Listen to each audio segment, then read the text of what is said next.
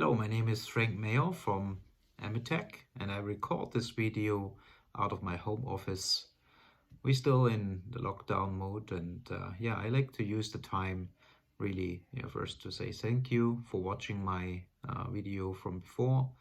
I received a lot of helpful feedback, and one question was really if we now identified problems or issues in our business, how can we really solve them? And I like to recommend you to use a Kaizen. It's a Japanese term, Kaizen, and Kai and Zen, they have different meanings. So Kai means change and Zen to the better or for the better. So together, change for the better. We translate it as continuous improvement in the business world. So what is the Kaizen about, and why would that be something you should know or really should understand how to use? I use Kaizens around the world in different businesses for different problems. Problems like we had a $2 million order gap, or we had not enough leads in our marketing, sales pipeline or funnel. We didn't have good inventory numbers and so on. So it's really universal. I sometimes hear comments like, I can't use a Kaizen because I'm not working in the manufacturing or factory environment. Has nothing to do with that. It's very often used in that environment, but again, it's a very universal tool. First things first. So if you see my whiteboard, Kaizen, many people, I don't know why, say Kaizen. And unfortunately, that also has a meaning in Japanese. So don't use Kaizen, because basically it would mean something like you fake a result. And that's not what we're going to do in a Kaizen, right? So if somebody would say, I participated in a Kaizen event, you basically say you participated in an event where you faked the outcome. So we will talk about the Kaizen today. So the Kaizen process basically has 3 different phases. So if you have the timeline here, and let me adjust the camera just a little bit so that you can see all of my whiteboard. So if you have a look to the timeline, you have these 3 different phases, and all of them are, I would say, equally important. However, if you, for example, already fail at the first one, it is not gonna work successfully.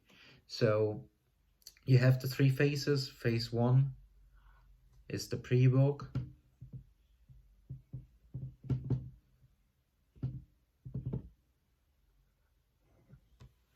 And then after you finish the pre-work, you have the official Kaizen event. And then you have the post Kaizen phase. So if you think about it, again, as the 3 phases, very often I see Kaizens where people, they meeting each other. You can do it online now. They're exactly during this COVID-19 time, it is particularly just not easy to meet each other in a room, but you can still do it via a video call. And now you would meet there, and suddenly you try to tackle a big challenge of your organization. There will be a lot of discussion. It will last a long time to get everybody up to speed what that meeting is about, and that most likely doesn't work really effective and efficient. So definitely have a pre-work meeting. And in the pre-work meeting, you basically should identify what challenge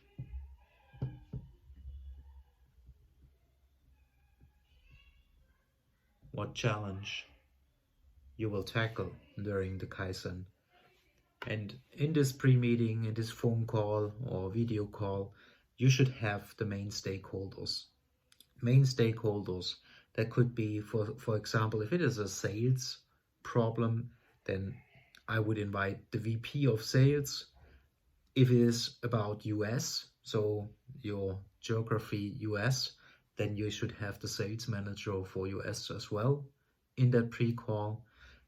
If you will need numbers, and most likely you will need numbers to describe the problem, then you should have somebody from ops as well, somebody who can supply you with the data. So basically, you need the main stakeholders,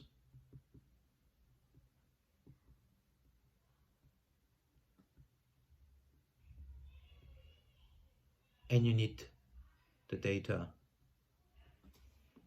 What does that mean, the data? If you discuss a $5 million order gap, then you should explain why you believe there is a $5 million order gap. And then it's very important that everybody really understands where you're coming from and also can just go step by step through your own rationale why there is a $5 million gap. And in this discussion, it is quite possible that suddenly it's an $8 million gap if you look a little bit more serious to the data with that core team, or it's getting a $1.5 million gap. So have this pre-discussion with a smaller team. Once you have this pre-discussion for the pre-work, then you maybe identify that you would need much more data. You would need, for example, data from marketing, which is also contributing to the order gap. They producing marketing leads, and for example, they didn't produce enough, or the quality was not good enough, so the conversion rate of marketing leads to orders is not sufficient or different than it was last year. Maybe you lost some of the bigger customers, and that is contributing to your gap. So you should be prepared and understanding why did you lose those big customers. And for that reason, now you have to extend your team. You have to extend your team. Everybody who might be involved should be a part of additional pre-calls before you have the official Kaizen event. So to that time, you feel very confident that you identified the big problem, but now you know you need maybe the input from 7 or 8 different people, and you will invite them to another pre-call. You will introduce again what you agreed that you will work on in that Kaizen event, and then they will give you another perspective, or at least they have enough time to prepare themselves for the Kaizen event. And that typically could be, it depends on how huge the challenge is and how much data you will need. And maybe you have to involve your customers to get the voice of the customers into that pre-work. So it could be easily 30 to 60 days. You have to start in advance before you have the actual Kaizen event. So just before the Kaizen event happens, I would again recommend you to have a small meeting where you review all of that pre-work. Many times, if it's a lot of things which you have to put together, I would even recommend to have a weekly check-in with the core team at least to see, do we have all of the data, and do we agree as a team that this is the correct data which will help us to have a successful Kaizen event. So now we are in the Kaizen. You can have, for example, a 1 hour lunch call for the Kaizen event, a video call. As I said, at the moment we cannot be in a room together. So then you discuss all of the pre-work, and now you can start to think about how can you tackle that? How can you identify what is really causing the big 2 or 3 issues you identified, which happens before the real problem was visible to you that you're missing the $5 million. What does that mean? As I said, it could be leads, it could be key customers, it could be huge orders you had last year and they didn't repeat. So what can we do to find some other large orders? Or can we find enough run rate business, smaller business to compensate those bigger orders? So really try to come up with a better plan how you can go after the $5 million and what has caused the failure or the miss of the $5 million at the first place. So bring that together, brainstorm some hypotheses.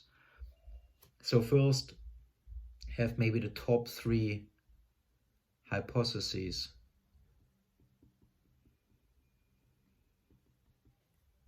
Map them out with your team, and then you can have sub-teams.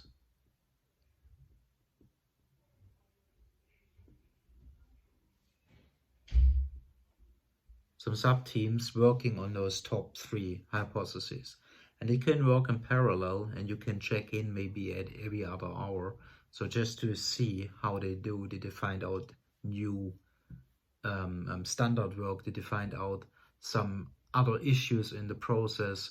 Do they have some first ideas how to overcome the struggle or the issues?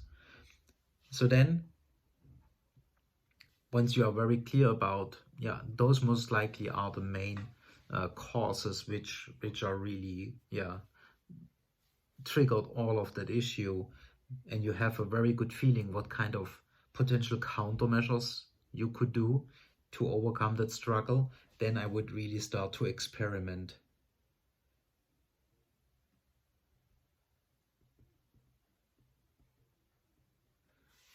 So what does that mean? After one day, you have just really have some agreements, some great ideas how you can countermeasure it.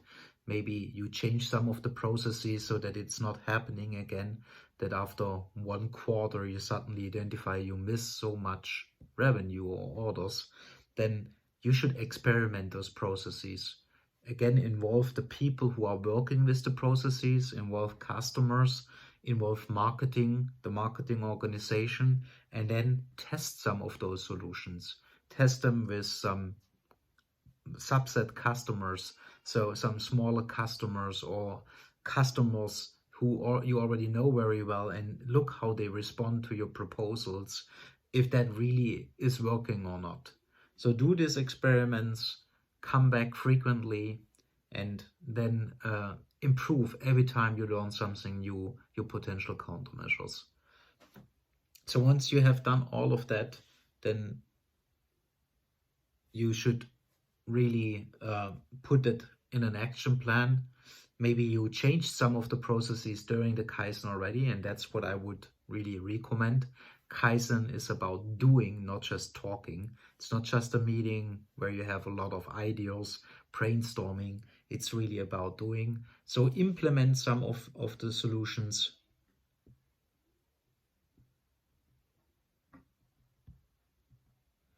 And then have a follow-up plan.